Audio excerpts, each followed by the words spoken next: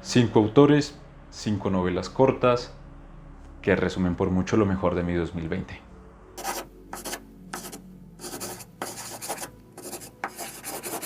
Gente, en este video vengo a hablarles de cinco obras que me marcaron mucho como lector.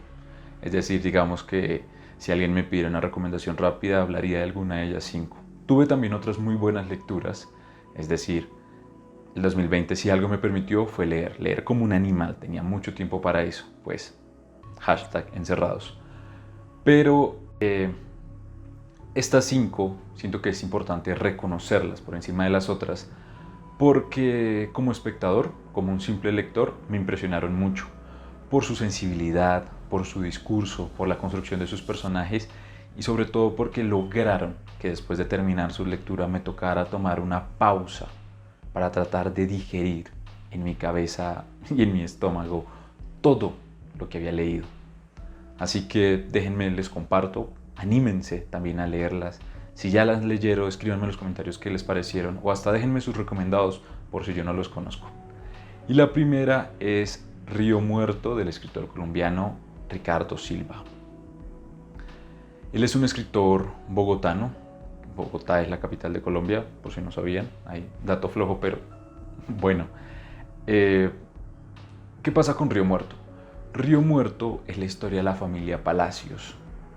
La familia Palacios es una familia humilde, es una familia campesina, en un pueblito escondido entre las montañas de Colombia, que aceptó de alguna forma estar abandonada por la representación del Estado, tiene un abandono por parte del gobierno, pero el conflicto armado lo ha tenido en la mira todo el tiempo. Han sido víctimas de muchos factores armados.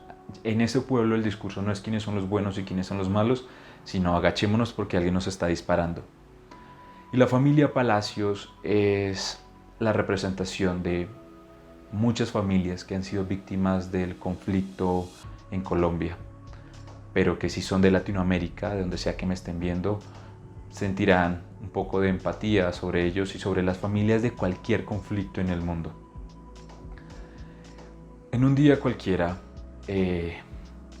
unos actores armados asesinan al señor Palacios, que es el padre y pilar de la familia. Y entonces su esposa Hipólita queda consumida en un luto, en una tristeza y en una depresión absoluta, porque aunque tenía una relación difícil con su esposo, era el padre de sus hijos y claramente lo amaba. Y ella siente que con la muerte de su esposo también mataron una parte de ella, pero una parte muy grande, y entra en una depresión que se la está comiendo. Cae en cama, no come, no habla, no responde. Lo que pasa con Hipólita es que tiene dos hijos pequeños, Max que tiene 12 y Segundo que tiene 8. Y estos son dos niños que están creciendo a la fuerza, que la madurez les está llegando es con la violencia y tienen que hacerse cargo de su madre.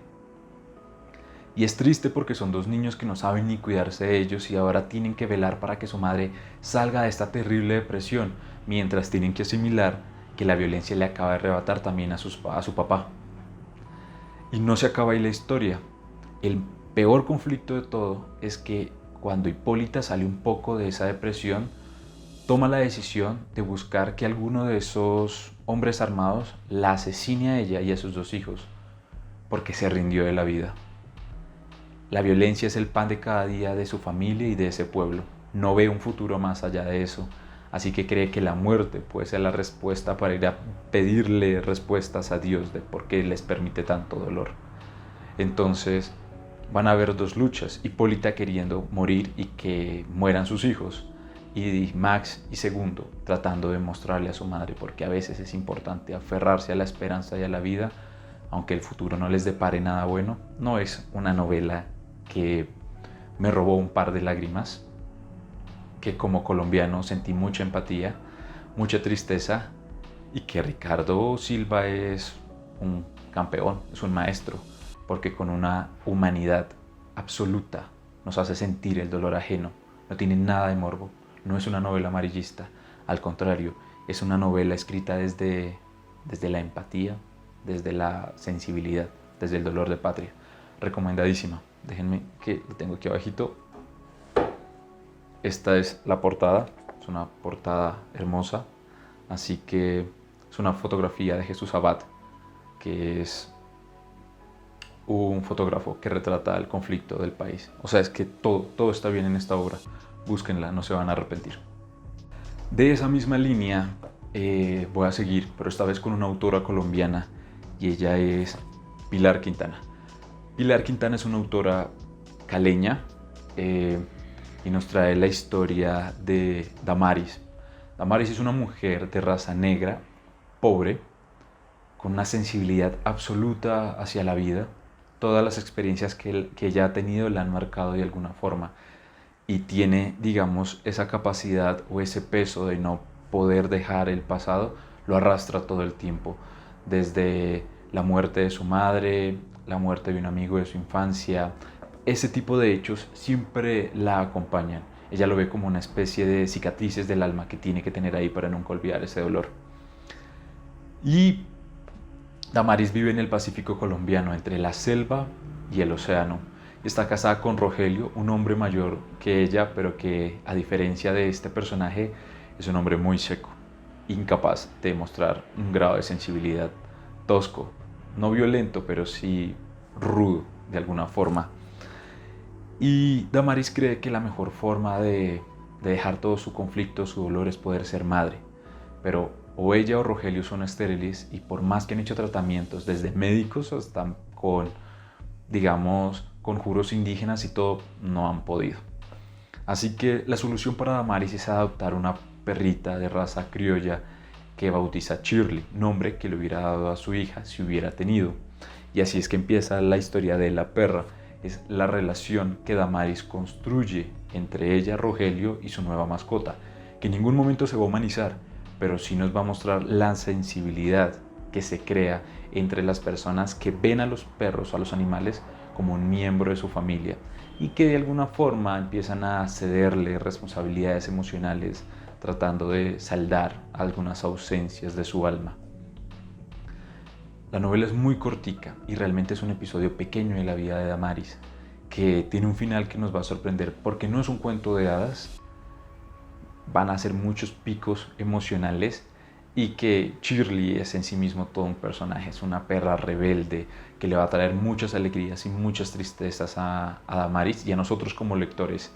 El final les va a explotar un poco la cabeza porque no me lo esperaba, de seguro ustedes no se imaginan a qué van a llegar, pero es una novela construida desde la cotidianidad, como lo común en la vida de alguien se vuelve maravilloso para uno como lector. También no conocía nada de Pilar Quintana, me acerqué a su obra gracias a esta novela y fue una joya, recomendadísima. Ahora vamos a saltar de Colombia hasta México y en México llegué pues a la obra de Fernanda Melchor, Temporada de huracanes. Fernanda Melchor es de la ciudad de Veracruz y nos trae la historia de La Bruja. Una mujer que amanece muerta en un canal de agua en un pueblo al norte de México, un pueblo también, otra vez, con abandono estatal. Yo respeto mucho los autores que buscan siempre hacer ese tipo de denuncia. En Latinoamérica el Estado no está para todos, es solo para algunos. Y me parece importante que digamos, los grandes autores de estos países reflejen esos conflictos latinoamericanos, que no dejen debajo de la mesa el hacer este tipo de denuncias y reflejar sociedades que están a la suerte de la necesidad, la pobreza, el conflicto, el narcotráfico. Y así es como llegamos a esta historia. En este pueblo alguien asesinó a la bruja, nadie sabe quién, pero sí nos van a mostrar a otros personajes que de alguna forma se relacionaron con su muerte o con su historia. La bruja es esta mujer que representa el misticismo dentro del pueblo, en la que con sus pociones y sus brebajes ayuda a las trabajadoras sexuales o a las mujeres que deciden interrumpir o detener sus embarazos. La bruja es la persona que más hace uso de la prostitución masculina del pueblo, la cual desde sus amigos o enemigos nos refleja el narcotráfico que somete a este pueblo, la pobreza en la que viven, el machismo y la violencia, y el misticismo que se crea entre sus fuertes creencias católicas, el discurso sobre la familia, pero también esta espiritualidad entre la brujería y la santería y cómo eso los construye como sociedad, como cultura, como personajes fuertes, bien construidos, que tienen un lenguaje vulgar porque hace parte de su personalidad y cómo todos tienen algo que contarnos y cómo todos se han visto sometidos a justamente las carencias del Estado, ya lo que representa pues el discurso de la pobreza, la necesidad, el machismo, la violencia, la corrupción. Hay mucha tela que cortar en esta obra y que también pega, porque los personajes, más allá de sus debilidades, siguen siendo muy humanos, así que es imposible no sentir pues respeto hacia ellos y también un poco de empatía, y es de ponerse en sus zapatos. A veces no es entenderlos, pero tampoco juzgarlos tan rápidamente, y también es una novela súper cortica. Otro de mis grandes descubrimientos del 2020. También quiero leer mucho más de Fernanda Melchor, así que si conocen más obras de ella, déjenmela en los comentarios para terminar de animarme. Ahora, de México vamos a saltar hasta Europa, específicamente a Alemania, y así llegamos a El lector de Bernhard Schlink. Él en Alemania es muy reconocido, no solo por ser autor, escritor, sino porque es un gran jurista. Y así nos trae esta historia, que es la historia de Michael. La historia de Michael nos la van a mostrar en 3 etapas diferentes de su vida, desde su adolescencia, su cúspide como un abogado prestante y ya su época de retiro. Y la historia de estos 3 tiempos es que vamos a viajar con Michael en diferentes puntos de su vida, mientras él nos cuenta la historia de Hannah. Hannah fue su primer amor, una mujer mayor que se metió con él cuando él era adolescente y con la que tuvo pues un vínculo sexoafectivo. Lo que pasa es que crean una rutina interesante, y es que antes de tener relaciones sexuales, Hannah le exige a Michael que le lea en voz alta obras clásicas como la Odisea, como la Ilíada, novelas rusas, norteamericanas, europeas, de todo. A Michael, que es un pelado de colegio, pues a él le interesa más llegar a la cama, pero si es el requisito lo cumple. Y está bien, se ha enamorado, pero un día de la nada Hannah desaparece. Cuando es abogado, ya muchos años después, en un caso, en un juicio, descubre a Hannah o se reencuentra con ella y se da cuenta que Hannah es una de las acusadas de ser parte de las filas del movimiento nazi y que fue una antigua carcelaria y un campo de concentración de mujeres en el cual muchas fallecieron por todo el tema del Holocausto. Y aquí empiezan a revelarnos unos secretos de Hannah que van a romper el imaginario, nosotros como lectores y el de Michael. ¿Y cuál era la obsesión específica que tenía Hannah de que Michael le leyera en voz alta clásicos de la literatura? No les voy a dar más detalles para que ustedes se animen a leer esta obra, pero ¿por qué me impresionó a mí?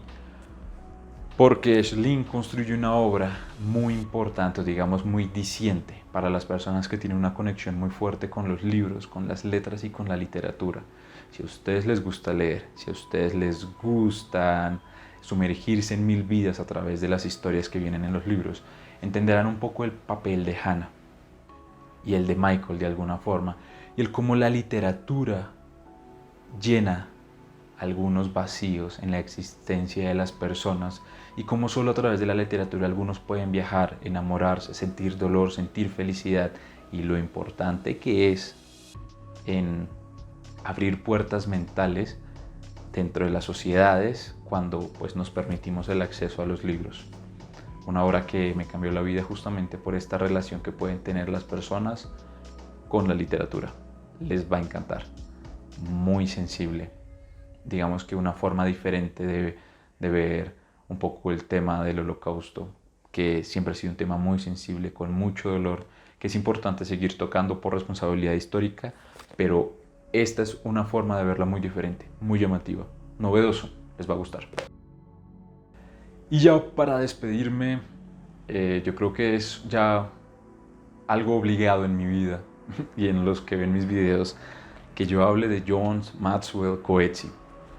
Él es un autor sudafricano que también trabaja como lingüista, como traductor, como profesor en la Universidad del Cabo, que ahora reside en Australia y que en el 2003 fue merecedor del Nobel de Literatura por la forma tan magistral y tan humana que tiene para en sus obras hablar del régimen del apartheid y de todos los conflictos que nacen alrededor de esto, como el racismo, la segregación social y esa ira, ¿no? Ese dolor de alma que generó en ese país y que aún se mantiene, porque son conflictos sociales que no han terminado de sanar.